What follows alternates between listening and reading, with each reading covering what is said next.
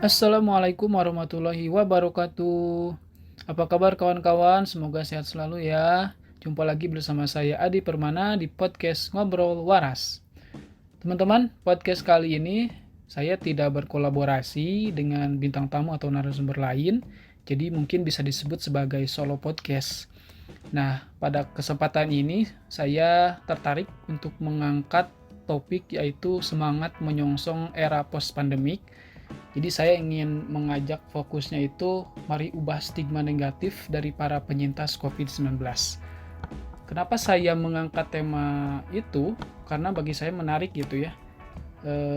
Misalnya saja mengacu pada data kasus perkembangan COVID-19 di Indonesia terhitung sejak 31 Januari 2021 itu ternyata kasus positif di Indonesia itu sudah mencapai lebih dari 1 juta. Tepatnya itu 1.078.314 kasus itu ya, terhitung 31 Januari. Kemudian ada yang sembuh juga yaitu 873 orang itu sembuh, dan sayangnya ada juga yang meninggal begitu ya. Yang meninggal ini 29.000 atau hampir 30.000 orang meninggal begitu. Ini justru angka yang mungkin bagi sebagian orang sudah mulai melupakan angka-angka, tetapi justru angka ini harus diwaspadai karena ternyata ya kurvanya masih belum turun hingga saat ini begitu. Makanya ya saya mungkin akan terus mengajak, ya kita semua mungkin akan terus mengajak, mungkin akan terdengar klise ya, bahwa tetap harus menerapkan protokol kesehatan, yaitu dengan memakai masker, terus menjaga jarak, dan juga rajin-rajin mencuci tangan dengan sabun atau juga menggunakan hand sanitizer. Karena berdasarkan pengalaman pribadi juga, di kantor saya kebetulan ada yang positif, jadi beberapa hari sebelum dia dinyatakan positif itu kontak erat dengan saya gitu ya, ngobrol. Tetapi waktu itu alhamdulillahnya saya pakai masker, dia juga pakai masker begitu. Waktu itu khawatir gitu, dalam otak saya itu khawatir, aduh ini ada teman saya positif lagi di kantor, saya pernah ngobrol erat lagi gitu. Kemudian saya coba tes tes rapid antigen, kemudian alhamdulillah hasilnya negatif. Waktu itu karena belum yakin mungkin ya, kemudian takutnya virusnya itu belum berkembang gitu di tubuh saya. Maka waktu itu saya tes lagi PCR selang seminggu, kemudian alhamdulillah hasilnya negatif. Yang mungkin pengalaman saya juga didukung oleh, ternyata ada juga penelitian-penelitian yang memang menyebutkan bahwa pemakaian masker itu tingkat efektivitasnya lebih dari 90% begitu. Makanya teman-teman ya, saya ingin mengajak untuk sama-sama tetap menggunakan masker gitu ya ketika berpergian atau ketika berinteraksi dengan orang yang mungkin tidak kita ketahui gitu ya, tidak kenal gitu ya, tetap harus jalankan protokol kesehatan ya. Kemudian ya dari data ini juga ada yang lebih miris lagi, yaitu ternyata kondisi pemakaman gitu, karena kan tadi ada yang meninggal itu hampir 30.000 orang meninggal akibat COVID-19 ini. Dan di Jakarta kondisi pemakamannya itu sudah sangat darurat, sudah sangat terbatas, dan ya lahannya sudah mungkin sedikit lagi gitu ya. Makanya kuburan bagi pasien COVID-19 itu dipersempit. Ini kan sedih ya gitu kita mendengarnya. Belum lagi misalnya pihak keluarga tidak bisa memproses jenazahnya dengan misalnya oleh keluarganya masing-masing gitu ya, dengan menyolatkan, mengafani, kemudian memandikannya begitu ya oleh pihak rumah sakit kan. Jadi yang keluarga dalam hal ini ya tidak bisa sebagai pengabdian terakhir gitu ya kepada almarhum atau almarhumah. Nggak sedih juga begitu, terutama juga karena yang udah memakamnya berdekatan dengan yang lain, kemudian sempit lagi gitu ya. Ya sedih juga sih gitu saya mendengarnya ya. Gak tahu ya, mungkin bagi yang keluarga yang pernah salah satu anggotanya wafat, mungkinnya itu akan lebih mungkin merasakan bagaimana kesedihannya begitu. Jadi ya teman-teman, saya ingin ngajak untuk sama-sama tetap mematuhi protokol kesehatan. Selain itu juga banyak rumah sakit di kota-kota besar, salah satunya ya di Jakarta, sudah pada penuh begitu. Sudah tidak bisa menampung lagi pasien yang COVID-19. Bahkan kalau saya baca di salah satu artikel di berita itu ada salah satu pasien yang dia sudah berkeliling ke beberapa rumah sakit, ternyata penuh begitu. Sehingga ya dia harus, walaupun dia butuh perawatan, tapi karena penuh ya dia harus dirawat di rumahnya begitu. Ada juga yang meninggal di perjalanan karena tidak ada rumah sakit yang bisa menampung gitu. Jadi memang di Indonesia kondisinya ya masih miris gitu ya, walaupun sudah beberapa kali menerapkan PSBB yang sekarang namanya jadi PPKM, tetapi memang efektivitasnya atau juga penegakannya masih kurang gitu. Karena ya ini tidak bisa sama pemerintah sendiri, karena harus kolaborasi segala pihak begitu untuk bisa mendukung bagaimana si kurva ini bisa turun begitu. Tetapi mungkin bukan itu yang ingin saya fokuskan pada podcast kali ini. Jadi saya ingin membahas mengenai stigma negatif pasien COVID-19, karena ini juga penting sekali menurut saya. Karena di tengah wabah COVID-19 ini muncul di Indonesia itu satu fenomena sosial yang berpotensi memperparah situasi, yaitu stigma sosial atau asosiasi negatif terhadap seseorang atau sekelompok orang yang mengalami gejala atau menyandang penyakit tertentu yang mirip gejalanya dengan COVID-19. Mereka kemudian dilabeli, kemudian mendapat stereotip dan juga diskriminasi, diperlakukan berbeda, atau mungkin mengalami pelecehan status karena terasosiasi dengan sebuah penyakit yang mirip COVID-19. Saya mengutip jurnal dari LPPM Stikes di Kendal. Itu menurut penelitian mereka terjadi peningkatan jumlah stigmatisasi pasien COVID-19. Stigma tersebut dalam bentuk apa? Yaitu yang pertama mengucilkan pasien yang sudah sembuh. Meskipun sudah sembuh tapi tetap dikucilkan karena takut itu mungkin ya. Kemudian yang kedua, mengucilkan orang yang bepergian dari daerah tertentu, yang bisa dari keluar kota atau dari negeri, dikucilkan gitu ketika balik ke lingkungan sosial mereka. Kemudian juga mengucilkan etnis tertentu yang dianggap membawa virus, ya mungkin kita paham ya etnis yang dimaksud itu apa. Kemudian juga mengucilkan tenaga medis, bahkan tenaga medis pun dikucilkan. Kemudian juga ada yang sampai menolak jenazah. Mungkin hal-hal ini sudah pernah kita baca juga di media begitu, dan memang itulah kondisinya gitu, dan ada begitu stigma-stigma tersebut yang terjadi di lingkungan sekitar kita. Kebetulan juga saat ini saya pun sedang melakukan riset atau penelitian terkait stigma sosial pasien COVID-19 dan juga terhadap bagaimana dia mengkonsepsi dirinya gitu. Di tengah situasi kondisi yang seperti ini, ada diskriminasi dan kasih stereotip, kemudian dia harus isolasi mandiri jauh dari keluarga, bagaimana dia bisa tetap bertahan gitu dalam situasi tersebut sehingga dia bisa sembuh, dia bisa bangkit lagi, bisa kembali pada kondisi normal. Nah, saya sudah pernah melakukan wawancara dengan salah satu narasumber, ya dia di Cianjur, tetapi saya tidak ingin sebutkan spesifik lokasinya, daerahnya gitu ya. Tapi di Cianjur ini ada satu kecamatan yang terdapat pasien positif COVID-19. Dia mengalami gejala-gejala COVID, yaitu demam dan juga hilang penciuman. Kemudian dites di lembaga kesehatan, yang mungkin rumah sakit gitu ya. Kemudian ya emang dinyatakan positif. Walaupun berdasarkan penuturan narasumber ini, dia tidak mendapatkan bukti positifnya itu, kertas bukti positifnya. Kalau saya kan kemarin tes antigen dan juga tes PCR ada buktinya kan dikasih, tetapi kalau menurut penuturan dia itu tidak mendapatkan bukti tersebut. Ya saya kurang tahu alasannya apa, tetapi ya menurut narasumber begitu. Nah kemudian dari situlah masalahnya muncul. Jadi narasumber ini bilang setelah itu timbullah hoax dan juga broadcast yang dilakukan oleh pihak yang tidak bertanggung jawab.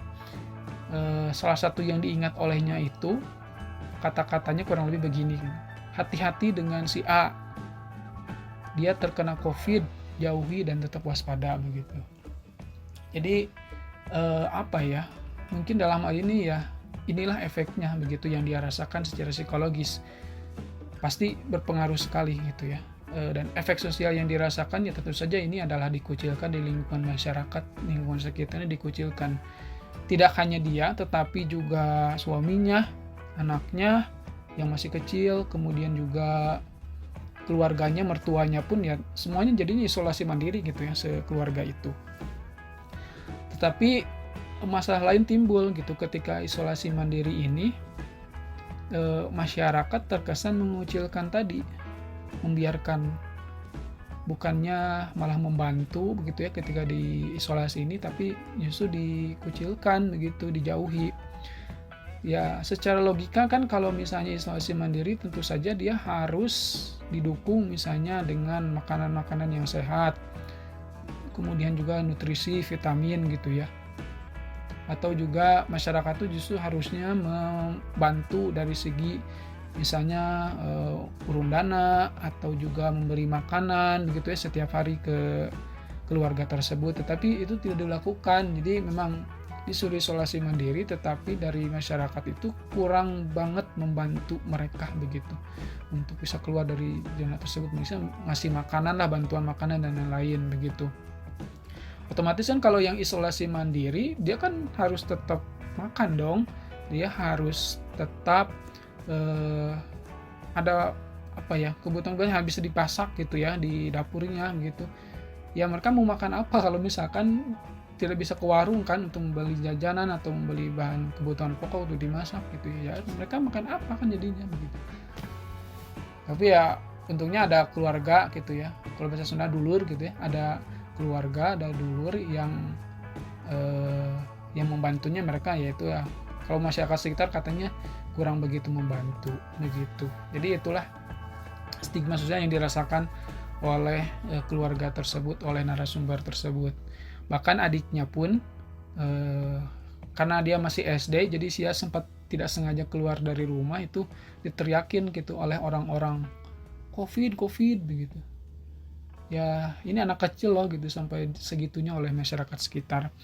Bahkan tetangganya pun harus mengambil jalan memutar jauh agar tidak melewati rumah keluarga tersebut yang isolasi mandiri gitu. Kalau ada yang lewat itu dia menyaksikan gitu ya, ada yang menutup pakai masker gitu ya, padahal kan sebetulnya bukan itu loh gitu, yang perlu diwaspadainya itu bukan itu. Ya itu contoh kasus yang narasumber saya yang di Cianjur, kondisinya ya mungkin bisa disebut sebagai di kampung gitu ya.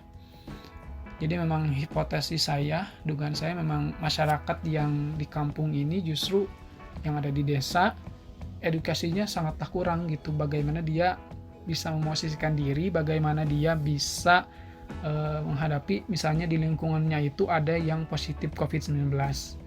Jadi mungkin mereka menganggap COVID ini sebagai sebuah aib yang harus yang menakutkan gitu, yang bisa membuat ya harus dijauhi begitu. Bahkan kalau kata narasumber itu, dia bilang saya seperti seorang koruptor katanya, dijauhi oleh masyarakat, dikucilkan begitu.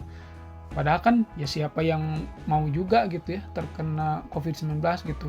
Siapa yang mau juga positif akibat COVID-19 kan gitu. Ya nggak ada kan, justru ya itu. Makanya saya nyebutnya mungkin dia adalah seorang penyintas gitu. Tetapi justru setelah tes ini, setelah keluarganya dites, ternyata alhamdulillah semuanya negatif ya, kecuali dia itu yang tadi narasumber yang saya wawancara. Yang lainnya keluarganya alhamdulillahnya negatif begitu. Suaminya pun negatif walaupun kontak erat kan ya. Ini juga sebuah hal yang saya masih bertanya-tanya gitu, kenapa suaminya bisa negatif gitu ya. Dan juga kalau di kampung ini kondisinya ya penerapan protokol kesehatannya itu sangatlah kurang begitu. Saya sempat pulang ke kampung halaman saya, kemudian sholat Jumat di masjid dekat rumah. Itu kalau saya perhatikan gitu ya, waktu itu hanya saya saja gitu yang saya rasakan ya, hanya saya saja yang pakai masker, sisa itu gak ada yang pakai masker gitu. Makanya waktu itu orang-orang pada melihatin gitu, kayak ngeliatin lah saya yang pakai masker sendirian begitu. Dan juga kalau kondisi staffnya itu ya rapat aja gitu, kayak kondisi normal. Itulah kondisi di kampung halaman gitu. Tetapi kemudian saya mencoba dalam penelitian yang ingin saya lakukan ini, saya mencoba melakukan pembandingan data dengan wawancara pada teman saya yang ada di kota. Ternyata justru lebih baik gitu, perlakuan dari lingkungan dan masyarakat sekitarnya itu lebih baik, tetangganya dan warga-warganya justru lebih humanis begitulah ya. Meskipun mereka tetap aja gitu ya, takut, was-was gitu, tetapi tidak sampai mengucilkan begitu. Justru kan ya inilah mungkin perbedaan antara yang di kota dan di kampung. Ya secara hipotesisnya mungkin yang di kota edukasinya justru lebih baik begitu, bagaimana cara dia bisa memperlakukan orang yang positif di lingkungannya begitu. Jadi mungkin kalau dalam podcast ini saya ingin berpesan dan juga mungkin kesimpulan dan memberikan saran sedikit bahwa para pasien COVID-19 yang pernah positif itu sebetulnya mereka adalah penyintas. Mereka itu harus didukung untuk bisa melewati masa-masa sulit, melewati isolasi mandiri jauh dari keluarga, teman, kerabat begitu. Ya mereka sendiri gitu sama 14 hari. Bahkan teman saya waktu itu ada yang cerita pernah sampai 1 bulan karena masih terus positif gitu ya. Ya bayangkan 1 bulan isolasi mandiri gitu. Bukan malah dikucilkan begitu ya. Ketika dikucilkan ya tentu saja dampak psikologisnya sangat-sangat terasa sekali begitu. Untung misalnya teman saya ini, narasumber ini yang saya wawancara, dia bisa mengontrol emosinya begitu, tidak sampai meledak-meledak di media sosial atau di status apa begitu ya. Ya untungnya gitu ya, dia bisa menahan diri walaupun diperlakukan seperti itu. Jadi COVID-19 ini adalah virus yang memang harus diwaspadai, tetapi jangan sampai kita juga jadi parno. Misalnya ya kita jadi takut melakukan ini, takut ke sini, takut ke situ. Karena terbukti dengan melakukan penerapan protokol kesehatan, itu bisa ampuh gitu, kita terhindar dari virus. Ya ini bagian dari ikhtiar gitu ya, usaha kita untuk tetap sehat, tetap tidak terpapar virus begitu. Karena saya pun mengalami begitu. Bagi teman di kantor ada yang positif, karena saya pakai masker, teman juga pakai masker dan juga tetap social distancing. Alhamdulillah saya pun tidak terpapar virus COVID-19 begitu.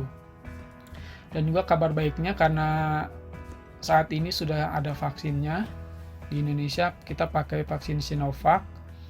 Ya mari kita dukung program tersebut, program vaksinasi terhadap orang-orang masyarakat rakyat Indonesia begitu. Karena di awal-awal kan mengenai vaksin ini sempat menjadi perdebatan soal kepercayaan publik, soal apakah vaksin ini halal bahan-bahannya, apakah efektif gitu ya, bisa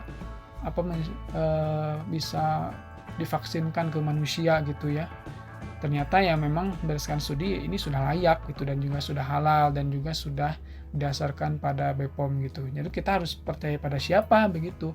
Tapi kan ini data-datanya dan juga dari lembaga-lembaga resmi sudah menyatakan bahwa vaksin yang ada di Indonesia ini sudah bisa diterapkan begitu. Ya kita harus dukung pemerintah karena ini juga bagian dari ikhtiar agar pandemi ini bisa segera berakhir. Karena kalau begini terus, misalnya orang-orang pada menolak pakai vaksin, ya kapan gitu pandemi bisa berakhir di Indonesia dengan situasi dan kondisinya yang sedemikian rumit ini begitu.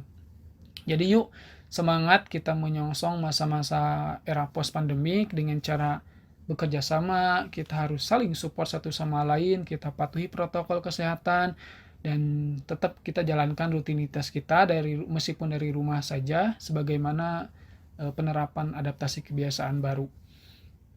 Saya yakinlah kita orang Indonesia pasti mampu melewati pandemi ini dengan cara ya harus positif, harus optimis, harus semangat, karena itulah ciri kita manusia yang hidup. Demikian podcast edisi kali ini. Terima kasih buat yang sudah mendengarkan. Sampai jumpa di podcast selanjutnya. Wassalamualaikum warahmatullahi wabarakatuh.